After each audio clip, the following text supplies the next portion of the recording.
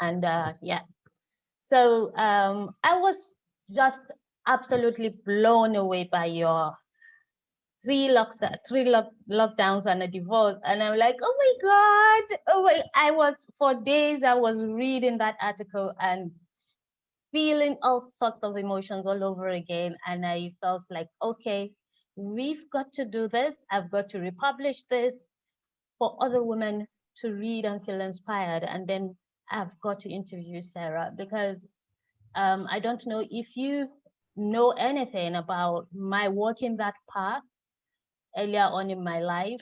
No, No, on.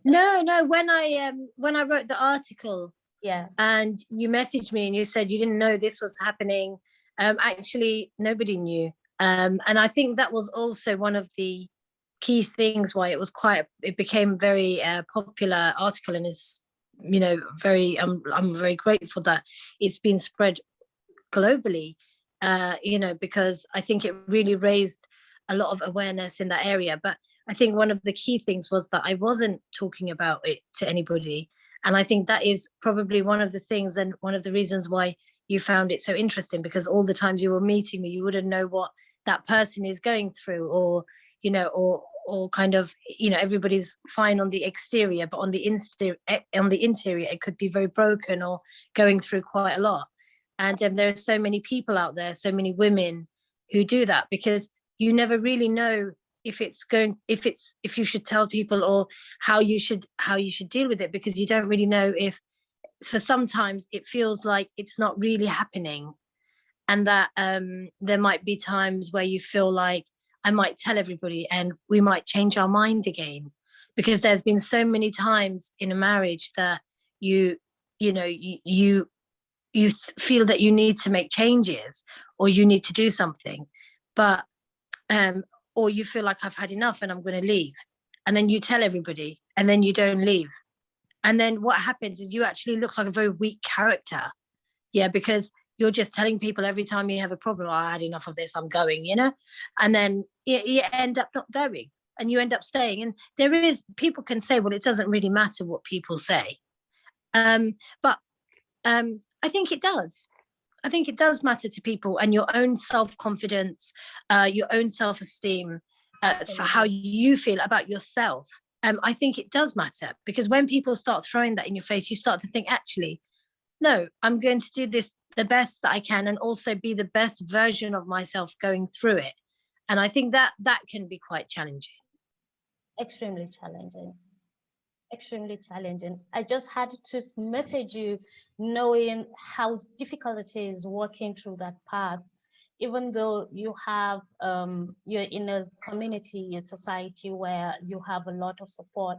But before then, having the inner struggle and all the inner battles all by yourself, reaching that decision, I know it is an extremely difficult path, especially when you look at your children and you're thinking, oh my God, how are they going to cope? How are they going to take this? Okay, I have to try for them. It's something I am very familiar with, and I know a lot of women pass through. It's a struggle women pass through, but not many are courageous enough to even acknowledge it's a struggle they pass through, because they are scared of being judged. They are scared of what other people will say, as you said. So they just lap it up and, continue with the inner turmoil, with all the trauma they live in, with all the brokenness. And I think it's about time we begin to encourage women to accept that vulnerability and embrace it and own up to it, which is why I felt, no, I have to bring Sarah on sherose.ng so that she will speak to other women, not necessarily those who are going through this phase at this time, but women generally, because these things come, they happen, you can't stop them. You don't ask for them, but they do happen. So if they happen, women should have all the skills and the necessary strength they need to enable them make the best decision for themselves first before anyone else. Exactly. I mean, I felt like so no, I didn't know that you were working in that field. I had no idea. So when you reached out to me and said, I've read your article, it was quite I didn't know you was doing that kind of thing, but it's lovely and nice to be acknowledged. But also the article was done when I was in the reason I wrote the article was because I was during that time while I was writing, I was actually going through it. And I just thought that, you know what, I know that I'm probably I have been quite lucky in the sense, I mean, you've met my dad. Yeah, you know that I come kind of family, my family are very kind of forward thinking, modern type mentality. And so I've been in that way, I've always had a lot of support from my parents. But I know there are so many people who don't get that support. And it must be so hard for them because you know, I I would say that even though I've had the support, my family was still, for many years, I said I didn't feel that, I thought there was a lot of things that I didn't feel was right in my marriage. And there were what we would call, you know, what is known in today's dictionary as like red flags, or things that you should be, they didn't seem too right to me. But when you live with someone for that long, like I did, you know, it was coming up to 21 years, and you fall in a pattern. And when you have children, you just fall into everyday regular life. And to be honest, there wasn't really that much different that I knew, because sometimes you can compare it to a previous relationship, or you can compare it. But to be honest, I didn't really have that much to compare it to. So you don't really know what's good and what's bad and what's ugly, you know? Um, you know what feels nice when you go out and you have it, but there will also be the kind of life that I was living. And you know, and I'm sure there are many women out there who are listening to this. Sometimes it might end on a bad note, just for something small, something very petty, you know. Or sometimes you feel like you're walking on eggshells, and you wake up in the morning and you're more concerned not about how your day is going to go, but how the other person's day is going to go, because that is ultimately going to affect everybody in your household, you know. So you're constantly walking on eggshells, or being prepared for, like, I wonder what's coming today, you know. And then by the time you spend so many years doing that, it just becomes normality. So when people say, God, that must be hard, like, no, it's not even hard. You don't even know you're doing it. It's part of what you are. It's become part of who you are now. But I think towards, you know, the end, when you suddenly realize, no, I'm not happy with this, and you start making a stand, and then every day it will eat a little bit of you. The inside of you will be eaten away a little bit, because you feel like, I'm not happy with this. And then you try to visualize yourself in 20 years time. Do I want to be here? Like, you know, I've just had for example, I had my 18-year wedding anniversary, and then I thought, I don't see myself here in another 8. I don't want to see myself here, you know. So that's a very big wake up call to anybody on the day of an anniversary, a wedding anniversary. If you feel like, not, because normally that's a day that you would be really happy and going out, or, you know, celebrating or whatever. But if you're sitting there thinking, I'm not really looking forward to this, no, I don't want to do this, then you're answering your question yourself, you know. And that is the wake up call. Like, I don't want this, you know. I don't think it can get much better. And even if it does, I don't want it. Because sometimes you can get so hurt or so caught up in somebody else's life that you feel like, I really don't want this. I don't want to carry on like this. And even if it improves, that person in your eyes just doesn't seem worth it anymore, you know. And I feel quite like, before I would have been scared to have this conversation, because you think, how would that look for the person that you're with? How does that sound to them? How will it affect that day for you, you know? I wasn't coming from a place of, you know, where some people have experienced a lot of domestic violence and being beaten up and bruises and black eyes and everything else. I wasn't coming from a place like that. I didn't go through that. I have experienced it, you know, at 1 or 2 stages during my marriage, but I wouldn't say I came from a place where I know that some women are terrified to say anything, to do anything. I wasn't like that. So I'll be lying if I said, oh, I lived this, you know, traumatic. It wasn't like that at all. It was just, it's a pretty basic reality. 2 people living a separate life. and I didn't feel I was I didn't feel I was made to like a wife. I didn't feel like a wife. I felt like just somebody looking after kids and managing a house and doing the duties that is expected of an Asian woman kind of thing. Yeah, cook and do the clothes. That's no problem, because I don't think it matters what culture you're in. I think that would kind of come with it anyway as part of the package. But if you feel that somebody does not, if you're treating somebody like a partner, a husband or a wife, and you feel that they are not giving you the same back, that's an unbalanced relationship. Absolutely. Right. And however long you try to deny it or hide it or live in denial, which is what I did for many years, it's denial that no, it's fine, it's fine, it's fine. But you're not happy. And if you're not happy, then you need to do something about it. That's how I feel. But there is that comfort zone thing where you need to be strong in yourself, because for me, having 4 children and deciding that I'm not going to do this anymore, it's a very big step, because you don't know what the future holds.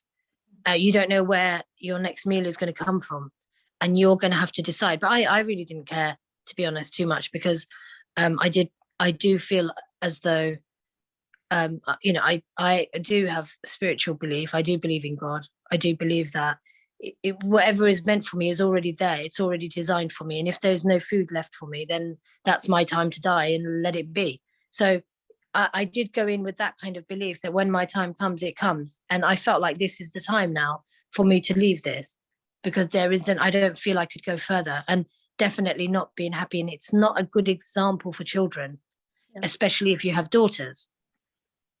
Or in fact, not just daughters, for sons as well. This is not normal. That wasn't a normal way that I was living. That was amazing. And it takes a lot of hindsight. It takes a lot of courage and bravery. I suppose I do know just how much of a sacrifice you have had to make to reach that position, because I have walked the same path.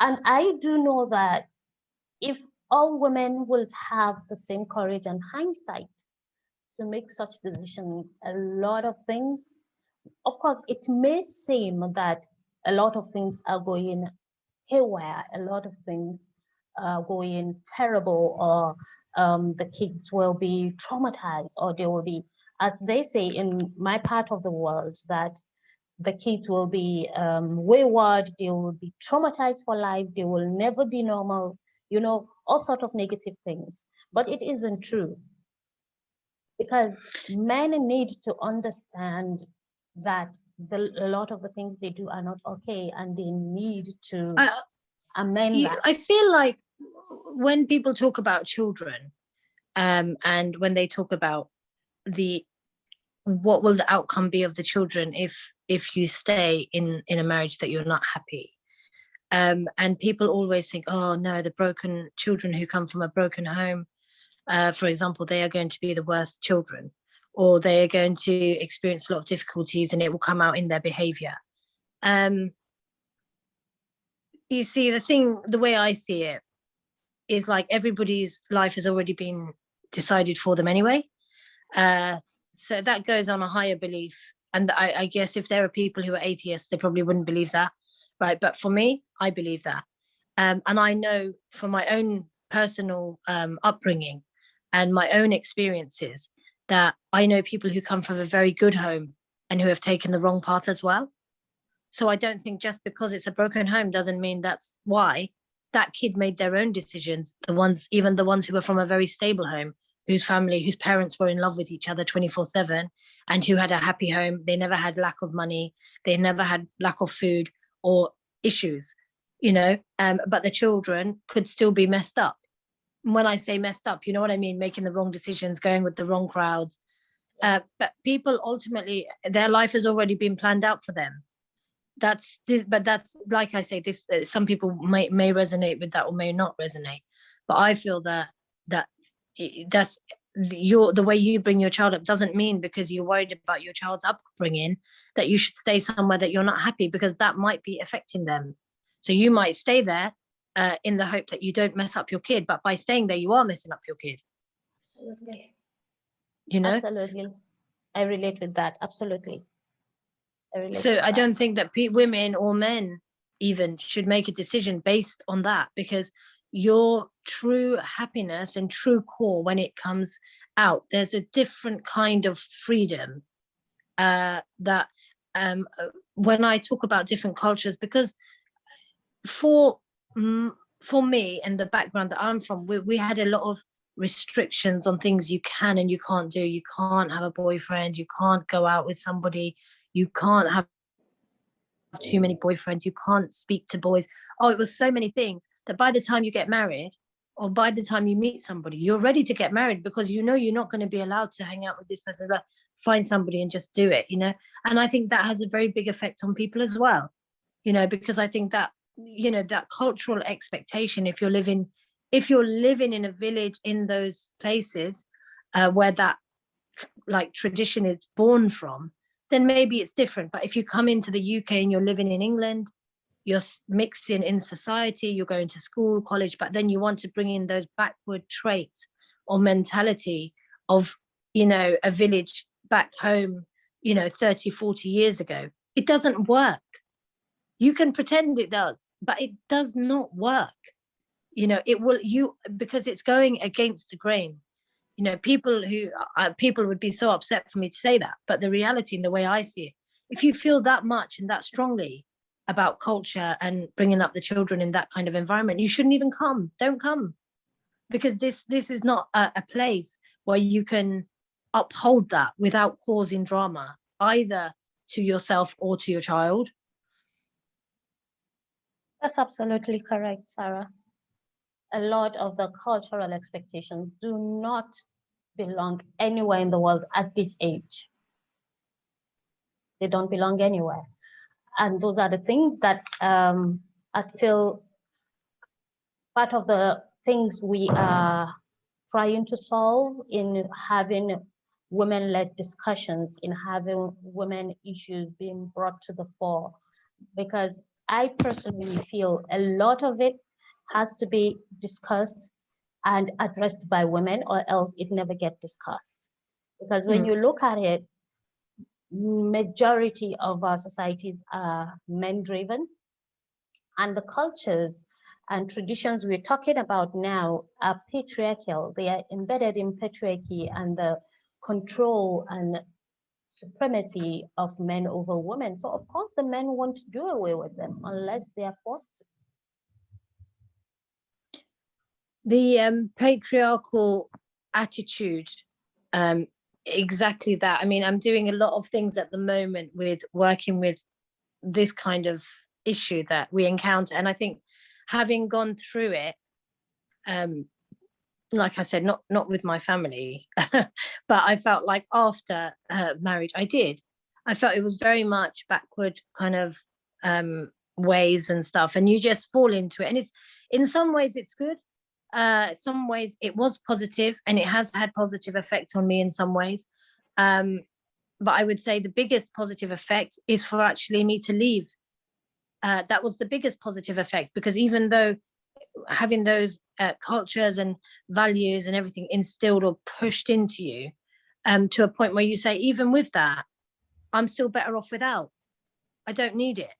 When you decide to yourself and you become strong enough to fall into a situation in your life where you are just not happy, and then you're not making anybody else happy because you're not happy, and so then people who are around you can feel or sense that there is, you know, something off core on that person, or, you know, they're not aligning to reality or being true to themselves. There's a complete difference when you're true to yourself. When you're being really honest with yourself, you'll find it difficult to you know, to lie to somebody, or to, you know, you're just gonna, you might find it easier to say less, you know what I mean, rather than say exactly what you think. Whereas when you're much more true and aligned with reality and with spirituality, and being honest and open with yourself, with your children, with your parents, with your friends, you will just, you will just say what you want to say, and it will be real, and it will impact that person's ability to be a little bit more happy or more successful, or to help them to achieve something or to overcome something, because you're coming from a place where you understand and you want to help somebody else to grow or develop themselves. So when you're doing that with yourself, ultimately, without you even trying, you're going to be helping other people as well. Absolutely. Domino effect. True. Yeah. True. It resonates to places you'll never imagine. I am very certain if I had read your article 4 or 5 years ago, it will have been one of the things that will have pushed me to make my own decisions to leave my marriage, change my life around. But regardless, it's inspired me in many ways. That's why I felt, okay, this shouldn't just sit on LinkedIn or Sarah's blog. No, we need more women to come in contact with narratives like this so that they will know they have choices. They have other alternatives, which at most times turn out to be better alternatives. I felt like when I was going through that, and when I did, because having been married for, it was 18. I was married 18 years when I went to a solicitor, to just to find out more about if I was going to get divorced, what would happen. And for me, I was in a place where I was walking away from something, knowing that I'm going to walk away with nothing but with 4 children. And that was a very brave and dangerous move for somebody like me. Because, where you, I if the article will probably be available, I don't know from your end if it will be available for people to read. But in the article, I just talk about when I went to see a solicitor. Before I went to see that solicitor, I went to see a very close, well, actually, she wasn't a very close friend of mine. She became a close friend of mine. But I went to see somebody who I knew had been through um, something similar, someone who was from the same culture as me, but who doesn't mix very much with those people, because I was worried that if I go and say to somebody who knows me that I want to go and speak to a solicitor, um, I was worried that it would spread like wildfire through the community and everybody would know, and there would be Chinese whispers where everybody's saying, oh, she's already divorced, or you know what I mean. And so I was really scared, and I really selected carefully who I spoke to and who knew and who didn't know about what was going on. Because sometimes people can be your friend, but then at the same time, some people who aren't anything to do with you can turn out to be much better than a close friend. True. So I went to this person who I knew, and she gave me some really valuable advice on when I approach that and how I should approach it, and things like that. And that was the valuable information that helped me to get through. And I state that in my article as well about, about all of the kind of who should I speak to. I went and I saw a solicitor and I explained my situation. And he said, well, what do you want to do? Because he said, you still don't seem sure that you want to do it. And I said, because you don't know the outcome. You don't know, I don't know whether I want to do this or not. Am I going to be putting myself to become homeless or something, because I don't know where I would stand if I take this move. And he said, well, this is the situation, and there is this possibility that could happen and this was the reason that I was leaving, because of the financial side of things. It was I wasn't named on anything, or I didn't own anything, and things were being put in other people's names and all that kind of thing. And I just didn't have a leg to stand on. So I thought, at the worst case, if me and him had some sort of issue or some argument, or if this person decided that, oh, I just want to bring somebody else in my life, they could just throw you out and there's nothing you can do. It doesn't matter what anyone says about UK law. I think when you go through that issue, and when you're going through those problems, the UK law can only do so much to help you. And I would say people tend to believe that women have an upper hand and an advantage in comparison to most countries, probably. But do they have an upper hand really? really? Because if you look at other countries, it's like, I think they make it very hard for women. And I'm talking about places like India. But India has gone far ahead now, so the women do have a big advantage compared to men. Whereas I think the UK law is they will they will help you, but you have to have proof, you have to have this, you have to have that. So they can only help you as much as you can help yourself. If you're being really careful, if you're going through a divorce and you're careful not, oh, I don't want to talk about that, or I don't want to make him look bad, or I don't want to talk about that time that he hit me, or you know what I mean? It's how you're carrying yourself. And with me, because I had no idea of how that system works, and I'm pretty sure most people don't know how it works. You learn as you go. um but I felt like I learned a lot in the process, and it definitely, even though I believe I came out with the best for myself, I wouldn't say that's the best for out of what should have been mine. You know what I mean? I did, but I do feel that as I said before, that I am on a more spiritual level. I do believe that whatever is meant for me is mine.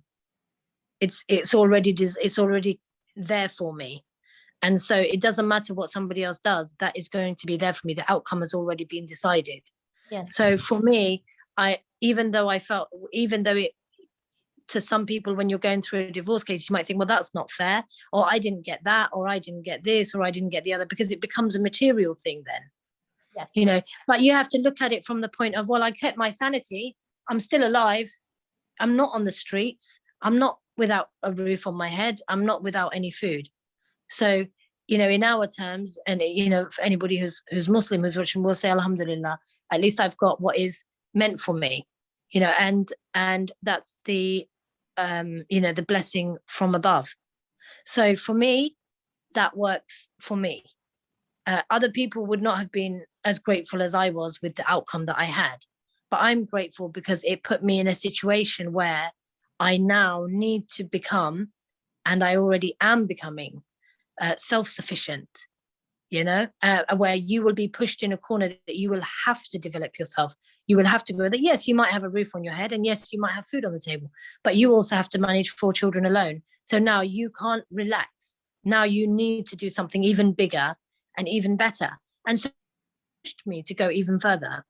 And I know that what I'm doing is already successful. I know that.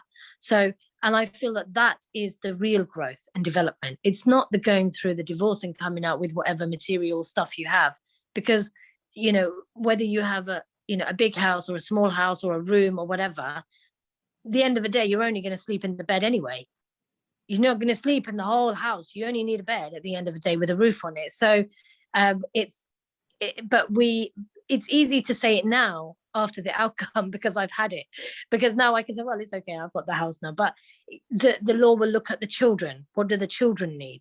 And as a mother, that is probably that's where you might not feel that throughout the time of giving birth and having children, that it's a bit of a struggle. Women go through their periods, and then they go through, they're born into families that have all these rules and regulations, and then you get married, and then they have their expectations on you, and then you have children, and then you're having your period, and then you have your giving birth, and all the pain that a woman goes through to have these children. And then what do the children do as soon as they're born? Instead of saying mama, they say daddy first. And you think, he didn't do anything,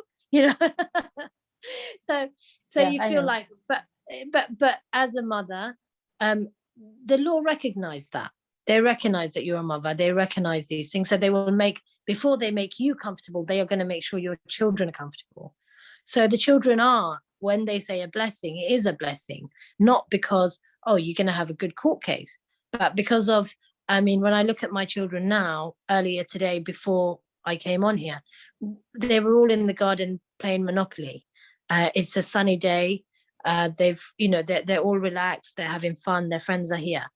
I don't remember us being happy in that way before.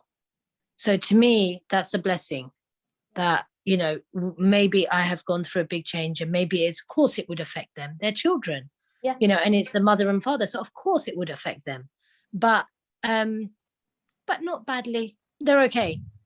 So it's how we look at things and how we create things, and the more we kind of ponder on the negative side, or something went wrong and we're like, oh no, I didn't get this, or we're just constantly crying or moping around and being depressed, we're going to attract more of that into our life. But if you're True. saying, well, okay, maybe it didn't work out as I'd hoped, a divorce would never, when something ends in divorce, it's never worked out as you hoped, because you definitely did not get married to get divorced. Nobody does. Absolutely. Nobody So does.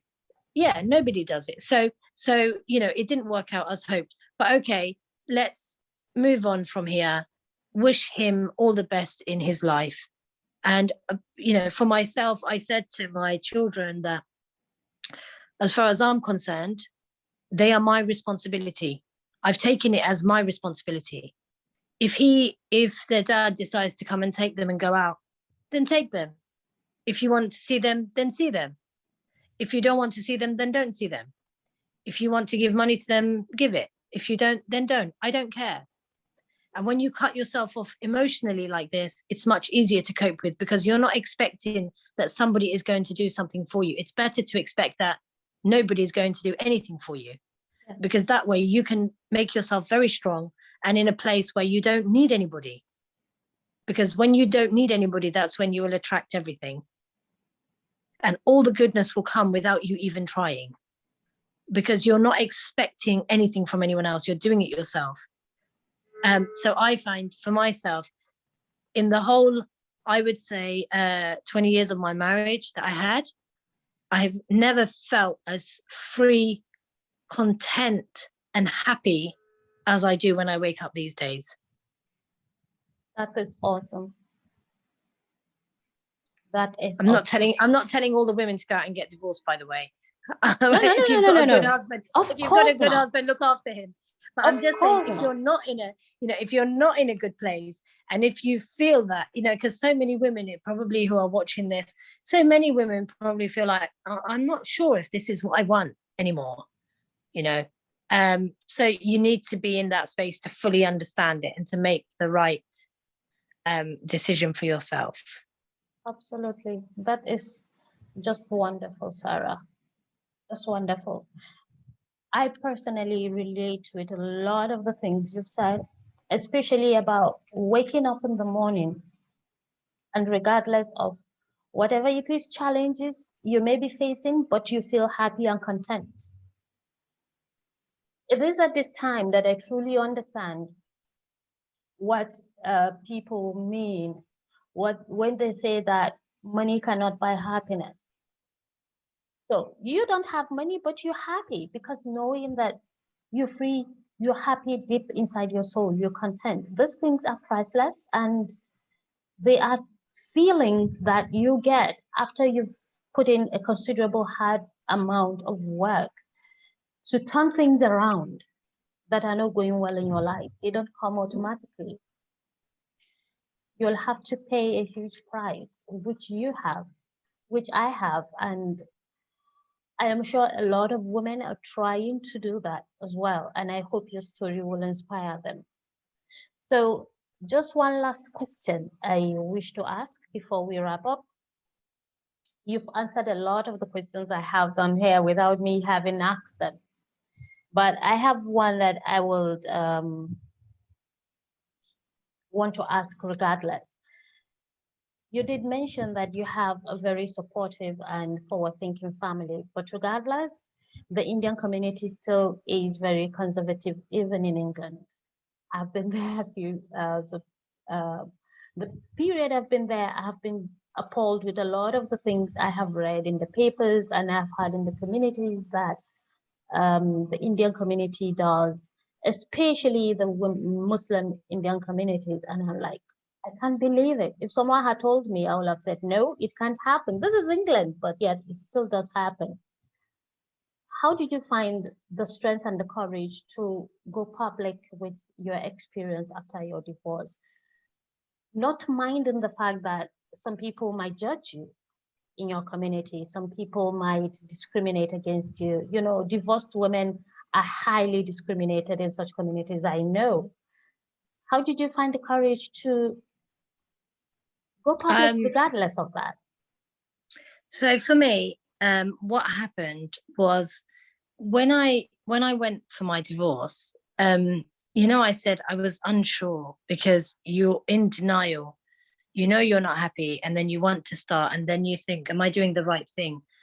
When I went to my solicitor who advised me, we were going along with the divorce, and at the time, my ex-husband then begged me not to leave and that he would do things the way that I would expect a husband to do it, which was all financial property stuff. And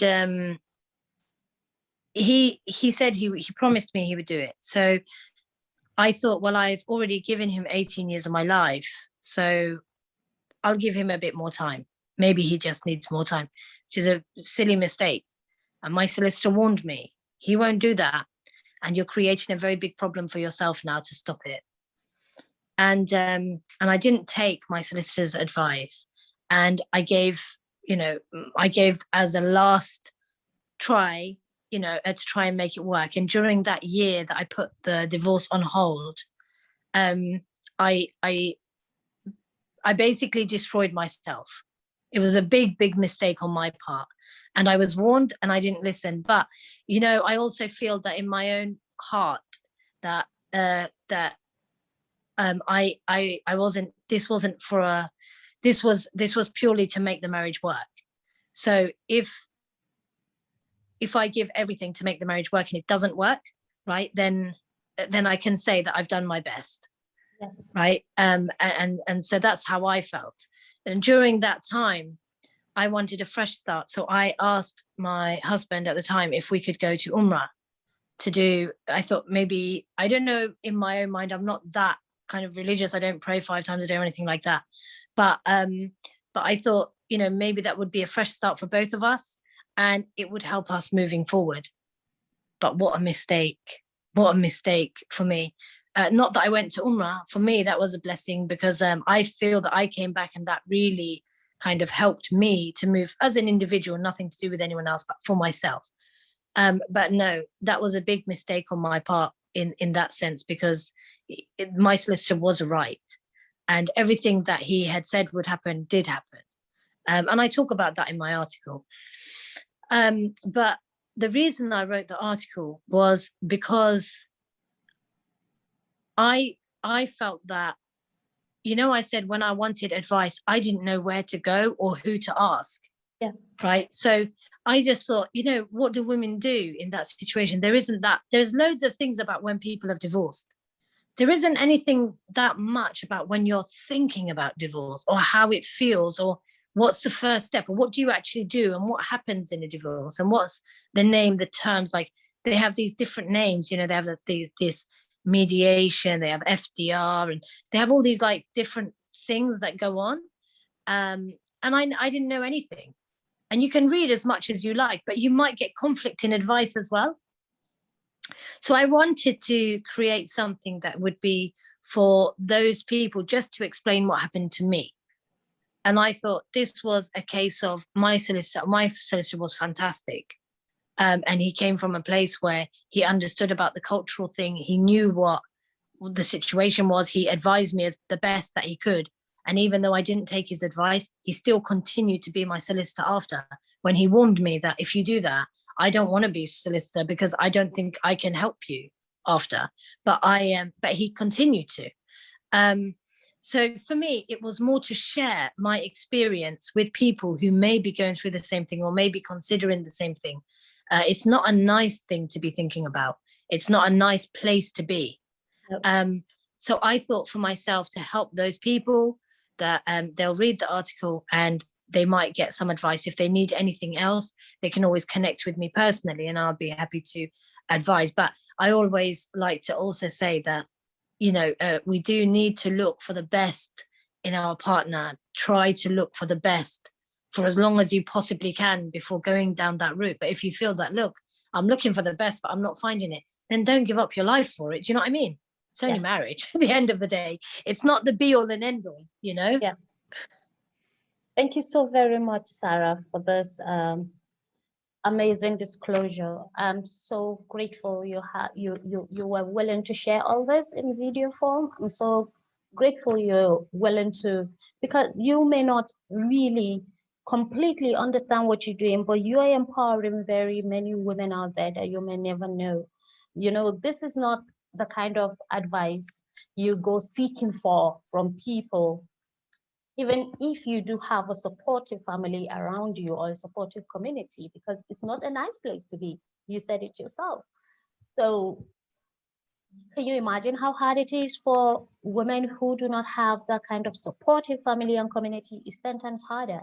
But you are going to be an inspiration for many. And I'm so thankful and grateful to you that you are That's willing so to kind of share you. this inspiration with us.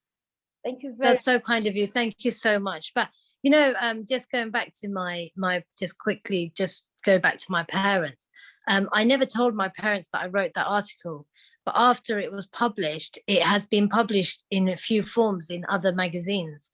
And I read it to my dad, and I told him about, you know, that this article was written by me, and he was just, you know, and he said, you know, I'm so proud that it's, you know, and he hopes that it's going to help many people as well.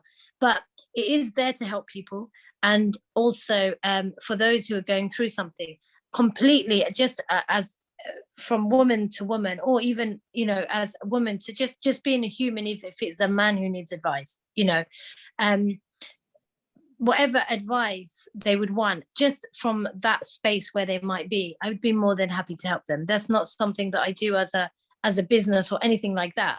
That's just to help people to get through probably the worst time in your life. And I would be more than willing, and that for me is a charity that I do to help anybody who needs that help. So anybody who is in that space and wants a little bit of advice or some, you know, did this happen to you, or what happened to you exactly, so is it the same kind of thing, you know, I'm more than happy to share that. Thank you so very much, Sarah. Before we sign up, we just delved into the topic without proper introductions. So I would like you to introduce yourself properly with all your glorious portfolio before we sign off. So my name is Sarah Choudhury. I'm a, first of all, mum of four, but I have been recognized by Forbes as the curry queen. I teach people how to cook Indian food. And I like empowering women in that field of the Indian food industry. I write articles, and you know, and I host a weekly show called Sarah Meets, for I Entrepreneur, which is highlighting underrepresented groups. And I suppose that's probably more kind of where I'm going into nowadays, with highlighting underrepresented groups. But more recently, very much more recently, I've started working with a production company, hoping to be cast in a film soon, and highlighting these topics that we're talking about. So, but that's all very recent, so it hasn't, you know, fingers crossed everything goes all right with that. But if it is, you'll be the first to know. God, that's so exciting. I'm excited already. That is fantastic news, Sarah. Congratulations. Yeah, I can assure you it's going to go amazingly well. And yes, we're going to see that movie. Oh my God. It's really exciting. Wow, that's fantastic. Congratulations. Thank you so much. Thank you. Yeah, you just said it earlier. When you take the necessary step, expect nothing, find peace within yourself. All the good things find you. Yeah. Thank you so much, Absolutely. Sarah. Thank you so much. And thank you so much for having me on your show. And I really look forward to seeing you again when you're here. Yeah, it's not a show actually. This interview, I'm going to cut it up into little bits and pieces and place it in an article. So it's going to be a multimedia feature of this interview we've had on Shiros.ng website. When I'm done with all that, I'm going to send you the link, and yeah, you can share it with your friends. And of course, a lot of featuring bits and pieces of the interview on Instagram and Facebook. Okay, lovely. Yeah. That's great. Thank you Thank you so much, so Sarah. much. Have a lovely day. You And too. I love to your 4 kids. I've got 5, by the way, but I down ah here, yeah, down here in Nigeria, we're not so lucky. So I don't have them there with their father. Ah, Yeah, we need to do I've something about that. I've just I've just come to accept it, and I'm happy with where I am. And I know someday soon. Listen, you have to look at it this way, Yeah. right? You have to look at it this way. Sometimes, if you're in that situation where you have no control on that and you can't do anything about it, Hmm. you have to understand that, God has done that to you for a reason, because maybe you have a bigger calling. It Yeah. doesn't mean you don't love your children. It doesn't mean anything like that. And your time will come. And a mother separated from her children is, in my opinion, one of the biggest losses, not just for the mother, but for the children. And Yes. anyone Absolutely. who can comfortably allow that to happen, their karma will be coming. So just know that, Yeah. and everything takes time. Remain strong, but Yeah. your time will come. Yeah. Thank you so much, Sarah, for those kind words. I do know that I absolutely sometimes lose it. It's Of course. natural. Sometimes I get No, I'm overwhelmed talking and very I'm like, calmly. yeah. I'm talking calmly with you, but I lose it every day on a daily basis. I lose it on a daily basis because of course you would. Of Yeah. course you would. But That's I'm not a in good a really good system. place. No, it's not. It's not. It's actually the motivation I had to start this project, so that I would be able to be bringing these issues to the fore, talking about these issues, because no one is talking about them. I remember when I was going through my own episode, how I was shut down, how I was overlooked, how I was mistreated. No one even, I was even told I had no rights. So, and I do know I had rights. So it kept me thinking for months, my pain can't be for nothing. And so knowing that I had very But when limited but when resources. they but when they take the children from you, Mhm. so your husband has to look after them. He actually did, took them himself. He took the children. Yes, he took them. So it's not like a court decision. No. We didn't even go to court, because if He we took had the gone to children. court, if Why? we, Because he's feeding them, or for what reason? Is it because of the money side, or what reason? uh, well, it's not even about the money side. It's not even about the money. It's It's a more about, control. yes, it's more about the control. That's all. And so, what he would have done to be able, from what I can see, for any man to be able to take the 5 kids from the mum, he must have had such a control and waited until you were in such a negative space that you were not yourself and you were probably affected by mental health issues and everything, and then take the kids, because there's no way that could Well, happen. it was even none of that in my own case. It was none of that. He actually abducted them from my family house after the divorce. Yeah, he abducted them. And when we discovered that they were with him, and he was the one who had them for close to 4 months, we were in the same town. I didn't know where they were. He didn't let me or any of my family members know where they were, where he took them. He just kept telling my mom, because he wasn't speaking to me then, that they were okay, they were doing fine, they were okay. But he wouldn't let anyone know where they were. But they were there. But they were there. But have you seen them? Well, yes, I spent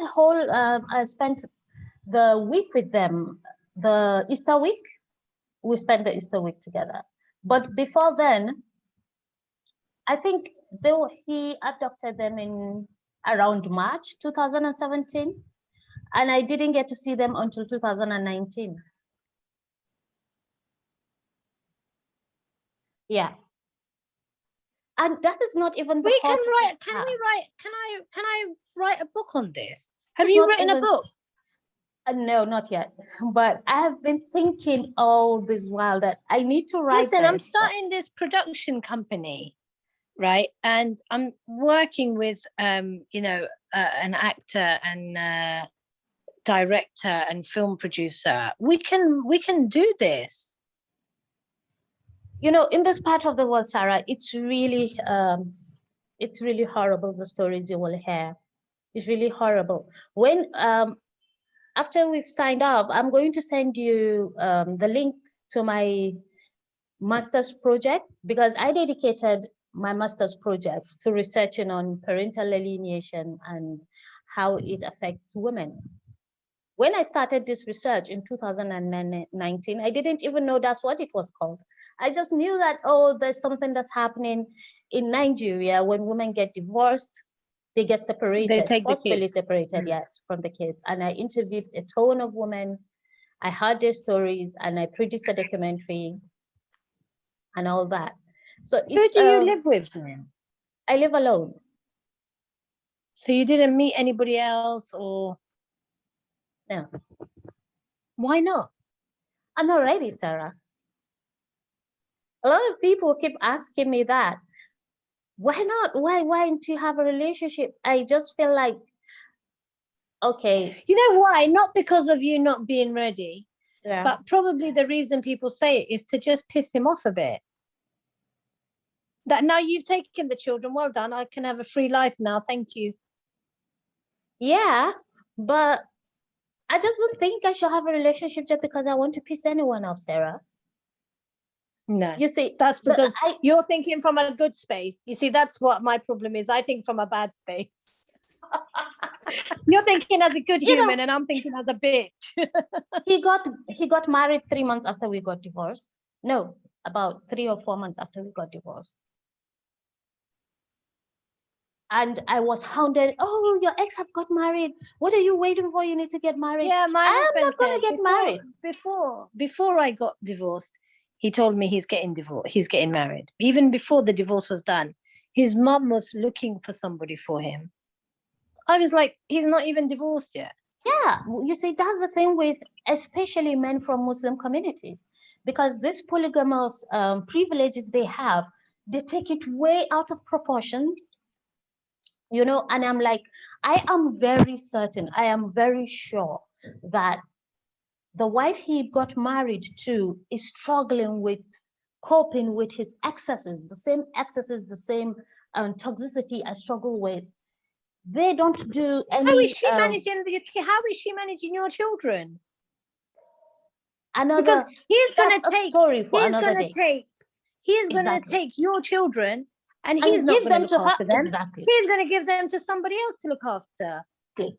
And men in this part of the world feel an entitlement for other women to take care of their children from other women.